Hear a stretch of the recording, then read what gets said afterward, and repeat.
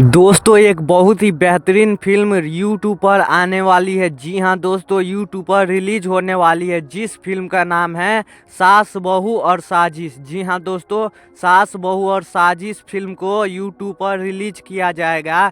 तो कब किया जाएगा रिलीज, आज के इस वीडियो में बताने वाले हैं। उससे पहले हमारे चैनल को सब्सक्राइब नहीं किए वो लोग कर ले, क्योंकि हमारे चैनल पर ऐसा वीडियो मिलता रहता है। तो चलिए वीडियो को शुरू करते हैं। तो दोस्तों, सास बहू और साजिश फिल्म के स्टार कास्ट में अंजना सिंह, किरण यादव, आकाश सिंह जैसे तमाम कलाकार। बात कर ले इस फिल्म के कहानी के बारे में, तो इस फिल्म का कहानी बहुत ही ज़बरदस्त, जो कि रुला देने वाला कहानी है। जी हाँ दोस्तों, इस फिल्म को देखिएगा तो आंख में आंसू आ जाएगा, इतना बेहतरीन फिल्म बनाया गया है।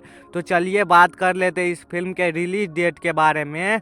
तो दोस्तों, यह फिल्म बहुत जल्द यानी 4 से 5 दिन के अंदर में B4U भोजपुरी के यूट्यूब चैनल पर फुल मूवी रिलीज किया जाएगा। जी हाँ दोस्तों, और इस फिल्म को देखिएगा, बहुत ही बेहतरीन फिल्म बनाया गया है। तो आज के इस वीडियो में बस इतना ही।